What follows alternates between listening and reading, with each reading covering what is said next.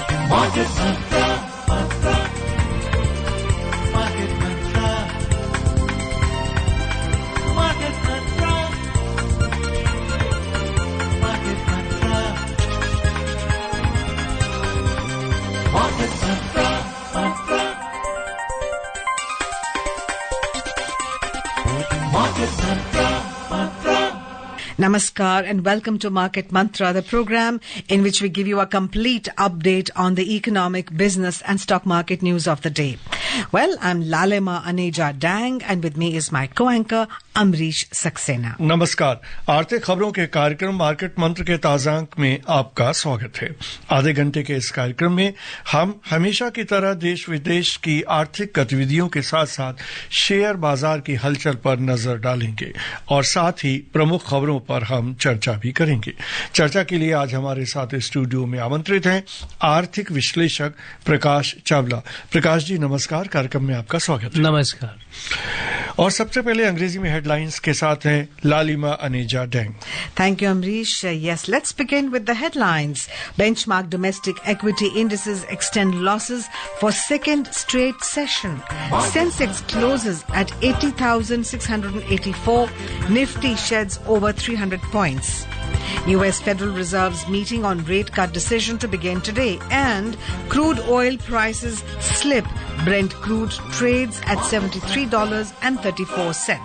घरेलू शेयर बाजारों में आज लगातार दूसरे दिन गिरावट दर्ज की गई। सेंसेक्स 80,684 अंकों पर बंद हुआ। निफ्टी में 300 अंकों से अधिक की गिरावट दिखाई दी। ब्याज दरों में कटौती के बारे में फैसला लेने के लिए अमेरिकी फेडरल रिजर्व की बैठक आज होने वाली है और कच्चे तेल के मूल्यों में कमी आई। ब्रेंट क्रूड $73.34 पर कारोबार कर रहा था।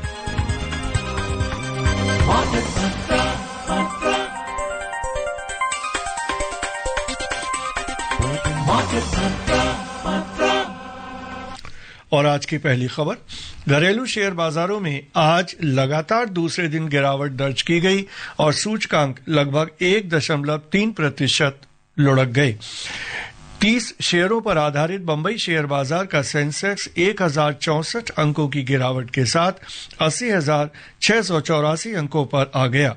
नेशनल स्टॉक एक्सचेंज का निफ्टी 332 अंक गिरकर 24,336 अंकों पर पहुंच गया। बंबई शेयर बाजार के व्यापक बाजार में भी गिरावट का दौर दिखाई दिया। मिड कैप सूचकांक 0.6% गिरा, जबकि स्मॉल कैप सूचकांक में 0.5% से अधिक की गिरावट देखी गई। Benchmark domestic equity indices today ended around 1.3% lower, extending their losing streak for the second straight session. The 30-share index at the Bombay Stock Exchange, Sensex, tanked 1,064 points to close at 80,684. Similarly, the National Stock Exchange Nifty 50 shed 332 points to end at 24,336. The broader market indices at BSE also logged losses. Mid-cap index fell over 0.6% and the small cap index lost over 0.5%. In the Sensex index, all 30 companies ended in negative territory. In the top laggards, Bharti Airtel slumped over 2.8%, Indus Inc. Bank lost nearly 2.5%, and JSW Steel dropped 2.4%. In sectoral indices at the BSE, all 20 sectors ended with losses. Among the top laggards, telecommunication lost over 2%, metal dipped over 1.7%, auto shed 1.7%. The overall market breadth at the BSE was negative as shares of 1,576 companies advanced and 2,442 declined, while 89 remained unchanged. At the National Stock Exchange, 122 companies hit their 52-week high, while 17 hit their 52-week low. और अंतर banking विदेशी मुद्रा बाजार में आज अमेरिकी dollar के मुकाबले रुपया 4 पैसे की गिरावट के साथ 84 रुपए और 90 पैसे के स्तर पर बंद हुआ। विश्व की 6 प्रमुख मुद्राओं की तुलना में डॉलर की मजबूती दर्शाने वाला डॉलर इंडेक्स अंतर दिवसीय कारोबार में 106.98 पर पर कारोबार कर रहा था। प्रकाश जी, शेयर बाजार में हम देख रहे हैं कि फिर से गिरावट का दौर शुरू हुआ है, क्योंकि पिछले हफ्ते लगातार बाजार ऊपर जा रहा था, लेकिन कल भी गिरावट हुई और आज काफी बड़ी गिरावट हमें दिखाई दी। आपके हिसाब से कौन सा ऐसे कारण है जो अचानक इतना मेजर फॉल बाजार में दिखाई दिया? मार्केट को सेंस ऑफ डायरेक्शन जो है ना, वो दिशा मिल रही। काफी हफ्ते हो गए इस बात को जी। 2 दिन ऊपर चढ़ता है या 1 हफ्ता ऊपर चढ़ता है, फिर अगले हफ्ते धड़ाम से नीचे गिरता है।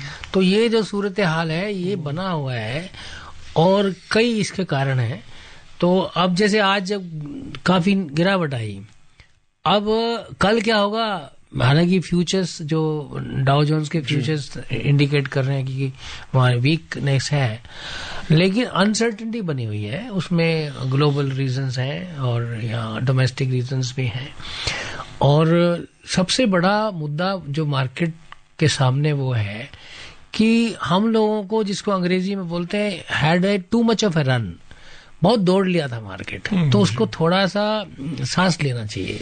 ये मार्केट के ऑपरेटर्स की फीलिंग है कि अभी थोड़ा, उसमें काफी चीजों से ये चीज इंडिकेट होती है।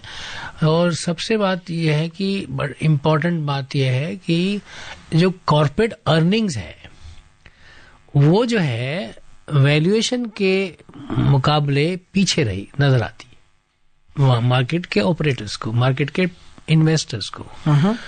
So they need to kind of rebalance their equation between the corporate earnings and the valuations prevailing in the marketplace as of now. That is why some kind of a churning is taking place, some kind of rebalancing is taking place. So this pressure will, this kind of a market conditions is expected to be there for some more time. All right. If you say it's going to be like that for some more time, is this the right time to buy shares, invest in shares for those who want to invest, or should people wait for it to go a little more deeper? Well, actually, you know, it's, they say nobody can say when is the right time to buy. Any time could be right time to buy, but you need to be a little more prudent when you are choosing your bets. Prudent in the sense that you would have seen shares which have run too much ahead of their earnings. And a person who is investing now, Indian market, Indian retail investors, investors have become mature enough now. They know what the balance sheet is all about. They know they are not a novice anymore. They know what the corporate earnings are. So they should exercise their mind. They can do it in a staggered way. Rather than investing in one go, they can go in a staggered way. Watch the behavior of particular stocks. Don't go by the headlines, so to speak. Prakash ji, जो बाजार का हाल हम लगातार देख रहे हैं और आज भी हमने देखा, तो जितनी ग्लोबल अनसर्टेनिटी है, दुनिया में जिस तरह की अनिश्चितता बनी हुई है, और खास तौर पे अगर हम अमेरिका का जिक्र करें कि अगले महीने डोनाल्ड ट्रंप को राष्ट्रपति पद का भार ग्रहण करना है, और अभी अमेरिकी फेडरल रिजर्व की भी मीटिंग होनी है जिसमें जो इंटरेस्ट कट के बारे में फैसला होगा, तो ये सारी चिंताएं भी कहीं बाजार पे आपको लगता है असर डाल रही हैं? यही असर डाल रही हैं जी। एक्चुअली क्या होता है बाजार में, कुछ एक ना बेसिक फंडामेंटल चीजें होती हैं। जैसे मैंने आपको जिक्र किया कॉर्पोरेट अर्निंग्स का वीजा वैल्यूएशन का जी, ये एक फंडामेंटल रीजन है। अब इसके इर्द गिर्द एक ट्रिगर्स होते हैं रोजमर्रा के उस पे। अभी जो ट्रिगर्स हैं, जो कंसर्न्स बने हुए हैं मार्केट्स में, इकोनॉमिस्ट में, इवन काफी कुछ मुल्क हैं जो पॉलिसी मेकर्स के सामने भी हैं कि ट्रंप साहब जब आएंगे जनवरी में, लेटर पार्ट ऑफ जनवरी, तो उनके कुछ बयानात ऐसे आए हैं कि जिससे लोगों को ये कंसर्न है कि वो टैरिफ लगाएंगे। और टैरिफ का मतलब कि आप ट्रेड को कहीं कहीं बैरियर्स कर रहे हो। तो ग्लोबल ट्रेड जब बैरियर फेस करता है तो उसकी कंसर्न जाहिर बात है, जो एक्सपोर्टर्स कंट्रीज हैं जैसे चाइना है, इवन हमारा भी मर्चेंडाइज एक्सपोर्ट्स है, सर्विसेज एक्सपोर्ट्स हैं, तो लोगों को ये लगता है कि trade, and mind you, trade is one of the biggest drivers of the economic growth.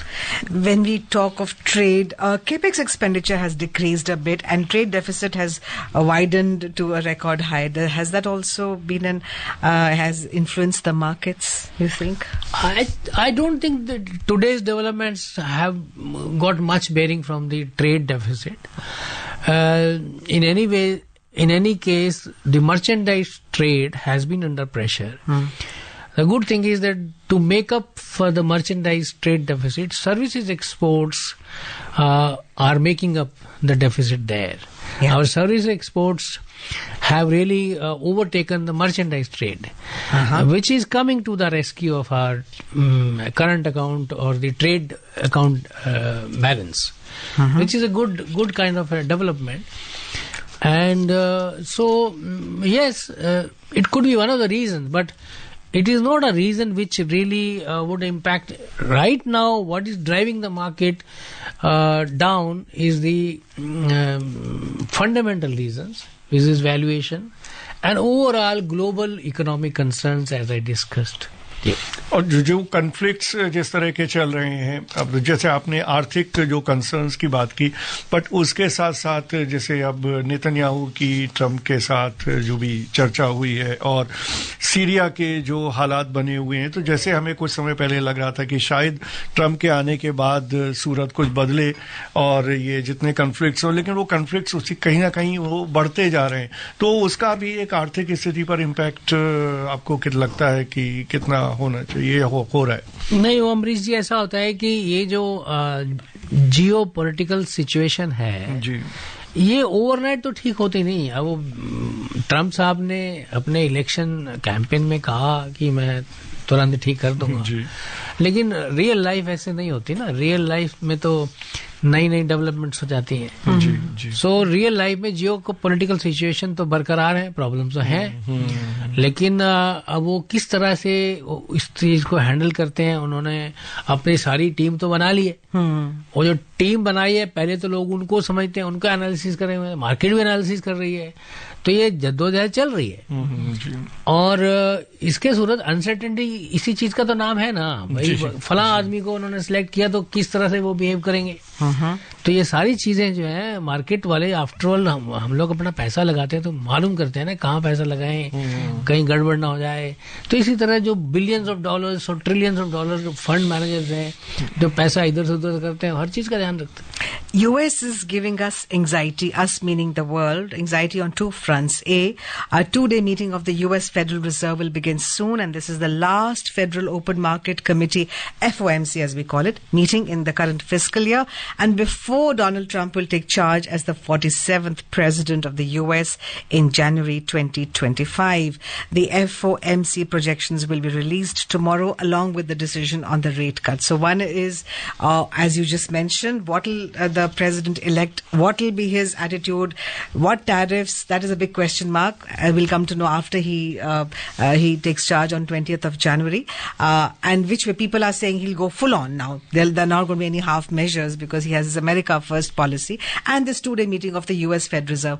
Your views on the... एक चीज यहाँ पे मैं प्रकाश जी जोड़ना चाहूंगा कि जैसे ट्रम्प ने जो इंडिकेशन दिया है, भारत को उन्होंने टैरिफ वाले जो लिस्ट बनाई है उससे थोड़ा सा अलग रखा है, तो भारत के लिए तो थोड़ा राहत ही होगी इस बात से। एक्चुअली हम लोग को ये कंट्री वर्सेस दैट कंट्री को ना देख के हमको ये देखना है कि ये ना सारी चीजें ना पहले भी आपके प्रोग्राम में सारी ट्रांजैक्शनल चीजें होती हैं जी।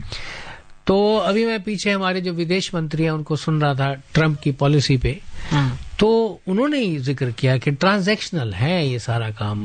प्रेसिडेंट ट्रम्प इलेक्ट जो है वो बड़े ट्रांजैक्शनल किस्म के आदमी है, वो नेगोशिएशन करते हैं। आपने मुझे क्या दिया, मैंने आपको क्या दिया। अगर आपके लिए अमेरिका फर्स्ट है तो मेरे लिए इंडिया फर्स्ट है भाई, ऐसा तो नहीं है ना, आपके लिए अमेरिका फर्स्ट है, मेरे लिए इंडिया फर्स्ट है। चलो मिलकर बैठते हैं, डिस्कस करते हैं, let us discuss your interest and my interest and find A common ground.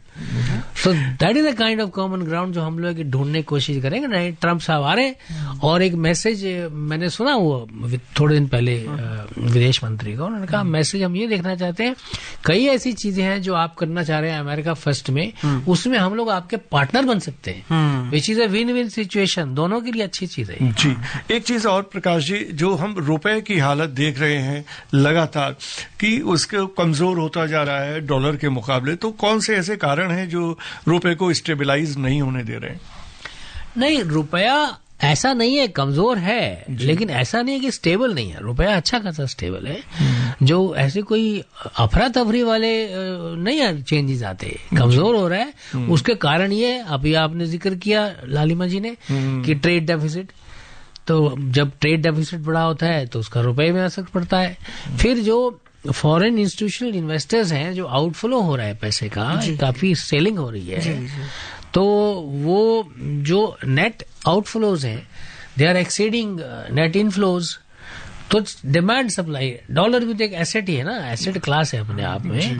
तो डॉलर की जब आरबीआई बीच बीच में आरबीआई अपने तरीके से उसको नजर बनाए रखता है, कहाँ जरूरत पड़ने पे बड़े स्मार्ट तरीके से इंटरवीन भी करते हैं ताकि मार्केट में स्टेबिलिटी आए। जो नए गवर्नर साहब आए उन्होंने कहा stability is the important, price stability, forex stability.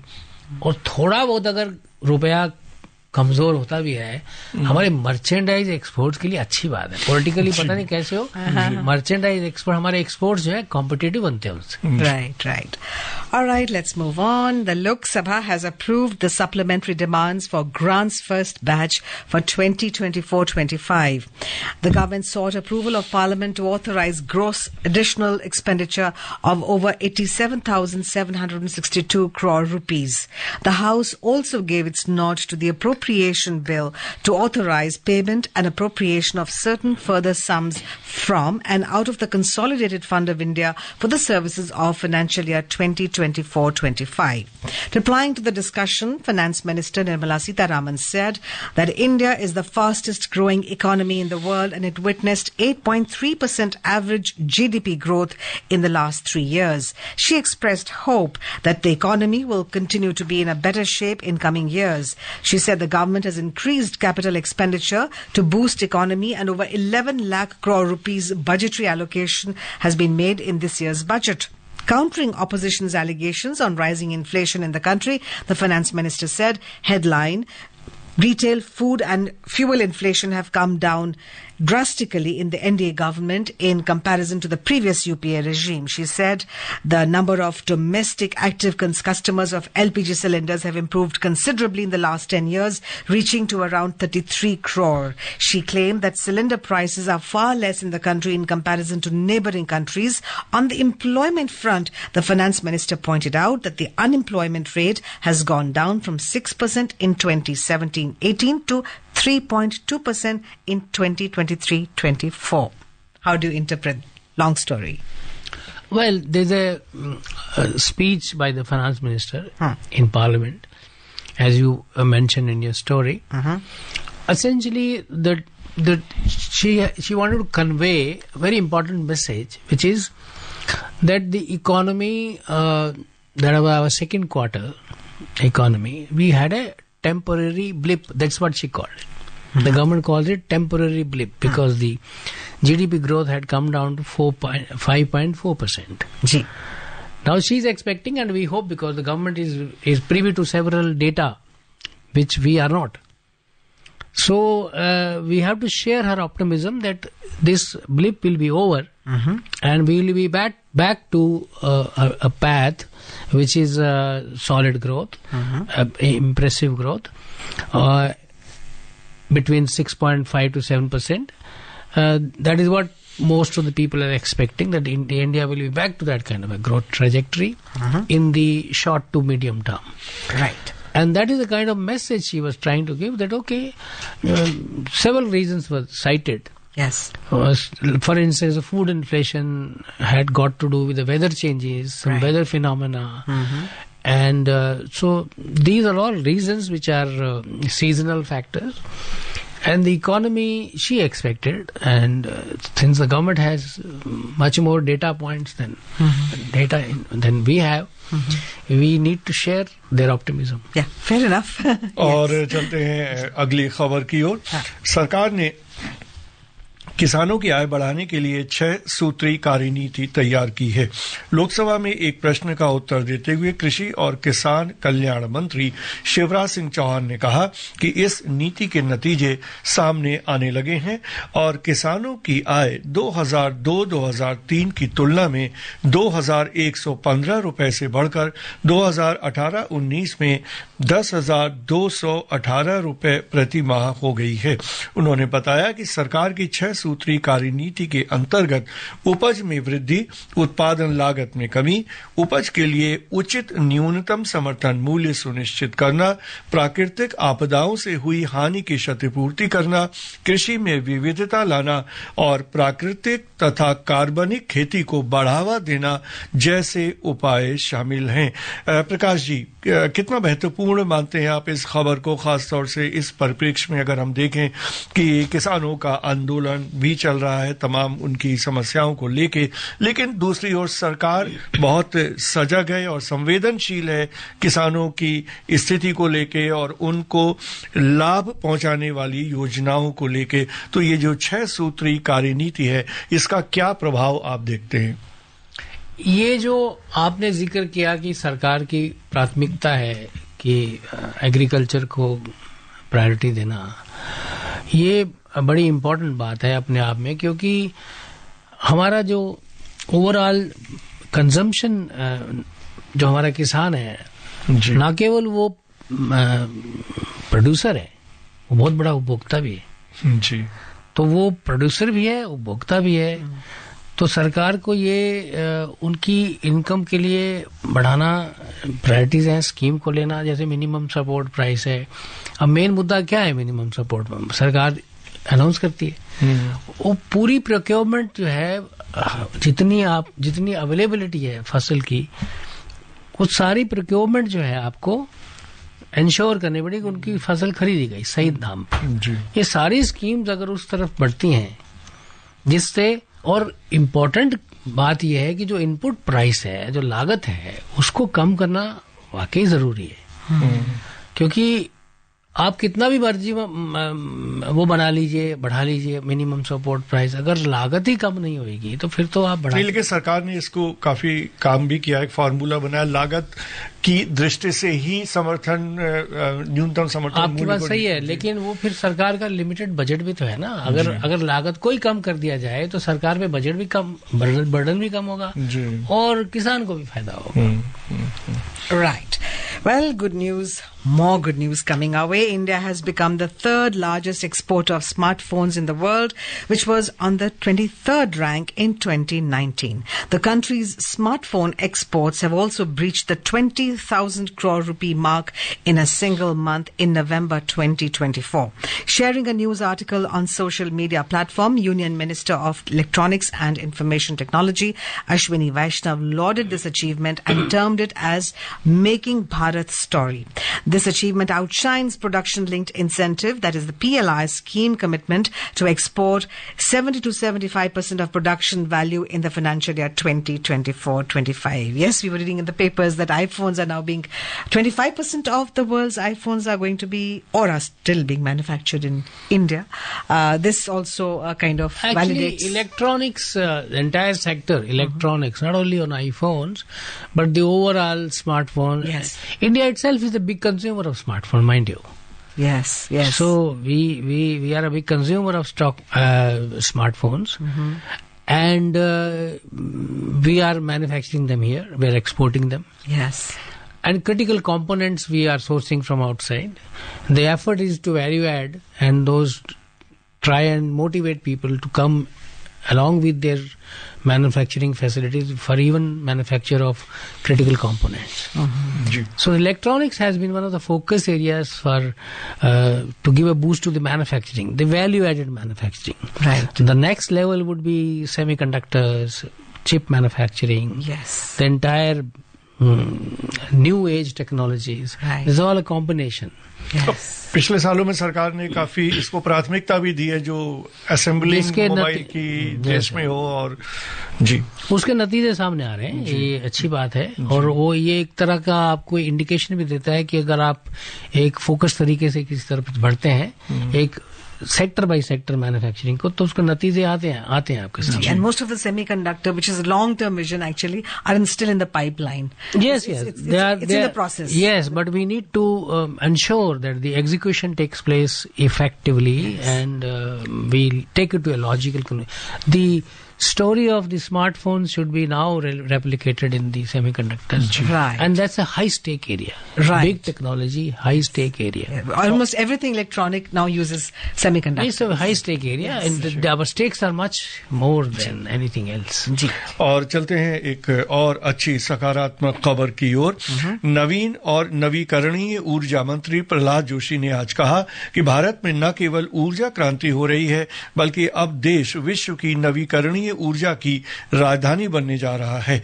नई दिल्ली में 5वें CII अंतर्राष्ट्रीय ऊर्जा सम्मेलन और प्रदर्शनी को संबोधित करते हुए श्री जोशी ने कहा कि भारत स्वच्छ ऊर्जा के क्षेत्र में इस समय विश्व का सर्वाधिक संभावनाओं वाला देश है। उन्होंने कहा कि चालू वित्त वर्ष में अप्रैल और नवंबर के बीच भारत ने नवीकरणीय ऊर्जा क्षमता में लगभग 15 गीगावाट की वृद्धि की है, जो कि पिछले वर्ष की इसी अवधि की तुलना में करीब 2 गुनी है। श्री जोशी ने साल 2030 तक 500 गीगावाट गैर जीवाश्म ईंधन क्षमता का लक्ष्य पाने की प्रतिबद्धता दोहराई। प्रकाश जी, क्या कहेंगे? ऊर्जा के क्षेत्र में सचमुच बहुत ही महत्वपूर्ण उपलब्धि देश हासिल करने की तरफ बढ़ रहा है। नहीं, हमारे को तो ईश्वर की कृपा है, इतना धूप मिलती है हमें, और सूर्य भगवान की इतनी कृपा है, और उसको हम सही इस्तेमाल कर रहे हैं अभी, और सरकार की पॉलिसीज हैं, और इन्वेस्टमेंट बड़ा आ रहा है। इन्वेस्टमेंट आ रहा है आपके सोलर एनर्जी प्लांट्स लगाने में, रूफ टॉप में हो रहे हैं, काफी सब्सिडी दी जा रही है, और टेक्नोलॉजी का एक्सेसिबिलिटी के आइडिया है। और अब ये देखिए, इवन इलेक्ट्रिक मोबिलिटी की तरफ we are moving ahead in that kind of a direction. So the entire energy transition, if you recall our budget for 2024-25 and the economic survey, the entire energy transition has been laid there, and which is a good thing. We are moving in that direction. जी, और चलते हैं एशियाई बाजारों का हाल भी जान लेते हैं। एशिया के सभी प्रमुख शेयर बाजारों में आज गिरावट का दौर दिखाई दिया। दक्षिण कोरिया का कोस्पी इंडेक्स 1.2%, चीन का शंघाई कंपोजिट इंडेक्स 0.7% और सिंगापुर का स्ट्रेट्स टाइम्स इंडेक्स 0.5% से अधिक गिरा। हांगकांग शेयर बाजार के हैंग सेंग इंडेक्स भी लगभग 0.5% और जापान के निकेई में 0.24% की गिरावट दर्ज की गई। यूरोप के प्रमुख शेयर बाजारों में दिन के कारोबार के दौरान मिला जुला रुख दिखाई दिया। अंतिम समाचार मिलने तक फ्रांस के कैक में 0.3% और जर्मनी के डेक्स में 0.1% की तेजी चल रही थी। उधर लंदन का फुट्सी 0.7% की गिरावट के साथ कारोबार कर रहा था। Well, US stocks displayed mixed trend yesterday as investors remained cautious ahead of the US Federal Reserve interest rate decision tomorrow. The Nasdaq Composite surged over 1.2%, closing at a record high led by mega cap technology shares, and the S&P 500 gained over 0.3%. Meanwhile, the Dow Jones Industrial Average shed 0.25%. Let's move to oil. Oil prices dipped today as China's economic data resumed demand concerns. Brent crude was trading below $73.34 per barrel, declining over 0.7%. WTI crude also fell over 0.9% to trade at around $70.06 per barrel according to latest reports. और सराफा बाजार में सोना आज गिरावट के साथ कारोबार कर रहा था। अंतिम समाचार मिलने तक भारत में 24 कैरेट सोना 76,850 रुपए प्रति 10 ग्राम के स्तर पर था। वहीं चांदी 90,290 रुपए प्रति किलोग्राम के स्तर पर दर्ज की गई। मल्टी कमोडिटी एक्सचेंज में अंतिम समाचार मिलने तक फरवरी 2025 में आपूर्ति किए जाने वाले सोने का वायदा मूल्य 0.43% घटकर 76,788 रुपए प्रति 10 ग्राम के स्तर पर चल रहा था। और चलते हैं कार्यक्रम की समाप्ति की ओर। प्रकाश जी, इस कार्यक्रम में भाग लेने और प्रमुख खबरों पर चर्चा करने के लिए आपका बहुत बहुत धन्यवाद। शुक्रिया। And friends, before we close, here's a reminder of the headlines. Benchmark domestic equity indices extend losses for second straight session. Sensex closes at 80,684. Nifty sheds over 300 points. US Federal Reserve's meeting on rate cut decision to begin today. And crude oil prices slip. Brent crude trades at $73.34. Well, friends, that's all we have for you in this edition of Market Mantra. This is myself, Lalema Aneja Dang, and my co-anchor, Amrish Saxena, signing off. Namaskar. नमस्कार।